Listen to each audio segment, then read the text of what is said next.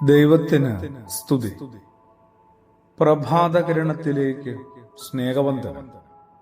ഭാഗം 1687. ഇന്ന് ഓഗസ്റ്റ് മാസം 13-ാം തീയതി 226-ാമത്തെ ദിവസത്തിലെത്തി. ഇങ്ങനെ ദൈവം പ്രസാദിച്ചവർക്ക് രക്ഷാചരിത്രത്തില് എന്തെങ്കിലുമൊക്കെ സവിശേഷ ദൗത്യം നിർവഹിക്കാനുണ്ട്. മറിയം ദൈവം പ്രസാദിച്ച ഒരുവളാണെന്ന് തിരിച്ചറിഞ്ഞാൽ രക്ഷാചരിത്രത്തില് മറിയത്തിന് എന്താണ് സവിശേഷ ദൗത്യം? നോഹിനെ നോർത്തെ ആദാമിന്റെ കുലത്തെ ദൈവം ഭൂമിയിൽ നിന്ന് തുടച്ചു മാറ്റി പകരം പുതിയൊരു മനുഷ്യകുലത്തെ തന്നെ സൃഷ്ടിക്കുകയാണ്. പുതിയ മനുഷ്യകുലത്തിന്റെ അപ്പനാവുക എന്നതായിരുന്നു നോഹയുടെ ദൗത്യം. അയാളിൽ നിന്ന്, അയാളുടെ മക്കളിൽ നിന്ന് ഭൂമുഖത്തെ നിറയ്ക്കാനാണ് ദൈവം തീരുമാനിച്ചത്.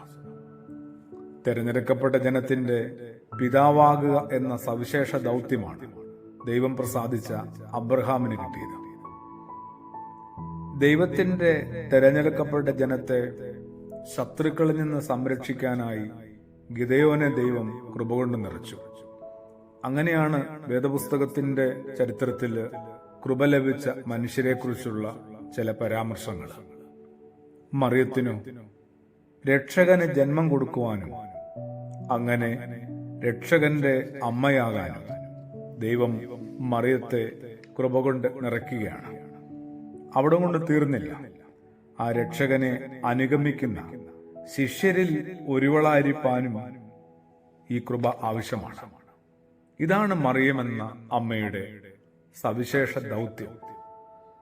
ദൈവം എന്തിനാണ് തന്റെ കൃപ എന്നിലേക്കും ഒഴുക്കുന്നത്?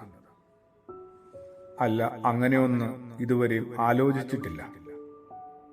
ദൈവത്തെക്കുറിച്ച് ഒട്ടും വിചാരമില്ല, വ്യാകുലതയും.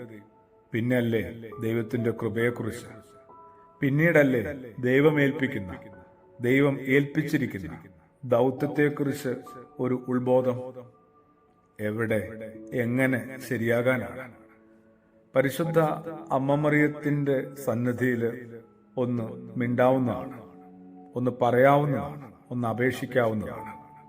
ദൈവം പ്രസാദിച്ച, ദൈവം തിരഞ്ഞെടുത്ത അമ്മയെ, അതുപോലെ ആ കൃപ എന്നിലേക്ക് എത്താനായിട്ട്, ദൈവത്തിന്റെ ഒരു തെരഞ്ഞെടുപ്പിന്റെ ഭാഗമായി ഞാൻ മാറാനായിട്ട് എനിക്കും വേണം കുറച്ച് ഉത്ബോധം ഇനിയും.